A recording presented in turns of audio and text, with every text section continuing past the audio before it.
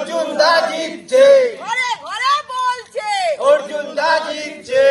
জিন্দাবাদ জিন্দাবাদ, জিন্দাবাদ। বামফ্রন্ট মনোনীত সিপিআইএম প্রার্থী কমরেড অর্জুন মাতাকে বিপুল ভোটে জয় করুন। জয় করুন। মাতাকে বিপুল ভোটে জয় করুন। জয় করুন, জয় করুন। ভোট রাস্তাগুলি তারাই ভোট। ইনকিলাব জিন্দাবাদ, জিন্দাবাদ, জিন্দাবাদ।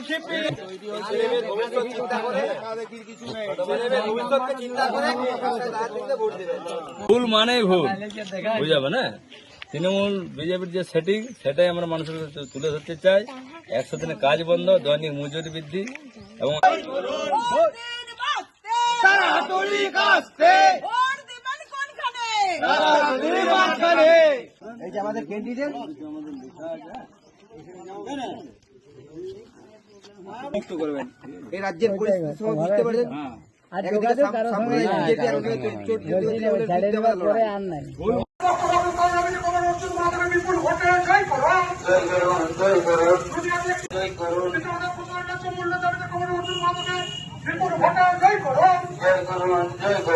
মজুরি আন্দোলনটা আমরা চাই। আমরা চেয়েছিলাম 100 দিনের কাজ গ্যারেন্টি করতে, বছরে 100 দিন যারা জব কার্ড হোল্ডার থাকবে। আমাকে 1 মাসে চাল কত পাচ্ছি, আমি ভাতা কত পাচ্ছি? 1500 টাকা, 20 টাকা, 200 টাকা, কত হয় পার ডে হিসাব করলে?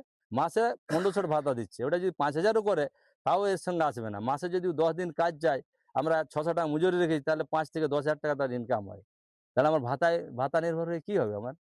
আমার কাজটা দিতে হবে, এলাকায় যাতে কাজটা চালু হয় এটা চাই, এবং তার সাথে সাথে মজুরি বৃদ্ধিতে চাই। এই আন্দোলনগুলো আমরা চালিয়ে যাচ্ছি।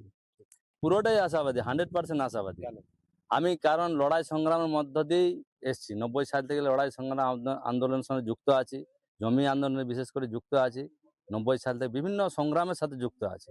কর্মসূচি পালন নয়, আমরা আন্দোলনের সাথে যুক্ত আছি। এই যে ধরুন বিভিন্ন জায়গায় যেসব জমি সংক্রান্ত আন্দোলন হয়েছে, বাঁকড়ার কথা আপনারা শুনেছেন, সমস্ত পার্টি করেছে, কেউ কিছু করতে পারেনি। আমরা সিপিআইএম পার্টি এবং তার সাথে সাথে আমরা কৃষক সভার মাধ্যমে আমরা যে 125 জনের যে জমি বেহাত হয়ে গেছে, সেই জমিকে আমরা পুনরায় ফেরত দেওয়ার ব্যবস্থা করেছি। আন্দোলন করেছি, সংগ্রাম করেছি, শেষমেশ আদালতের দ্বারস্থ হয়ে হাইকোর্টে কেস হয়েছে। কেসের মাধ্যমে চাষিদের জমি আমরা ফেরত দিতে পেরেছি। এটা একটা উদাহরণ মাত্র দিলাম। বিভিন্ন জায়গায় যে ধরনের আন্দোলন চলছে, এর সাথে আমাদের মজুরি আন্দোলন তো আছেই। তার সাথে সাথে রয়েছে কৃষকদের যে চাষের ফসলের ন্যায্য মূল্য পাচ্ছে না। ধান বলুন, পাট বলুন, সরষা বলুন, বিশেষ করে আলু চাষিরা তার জমি থেকে আলু তুলতেই পারছে না, আত্মহত্যা করছে অনেক। এই সবগুলোর জন্যই আমাদের আন্দোলন। এই সরকারের এত রকম ভাতা, তার বিরুদ্ধে কি করে লড়বেন? এই ভাতায় আমরা বিশ্বাস নেই, আমরা চাই কাজ। ভাতায় আমরা বিশ্বাস নাই। জনগণের যে কাজ, আমি যদি কাজ পাই, আমরা কলকারখানা চাই,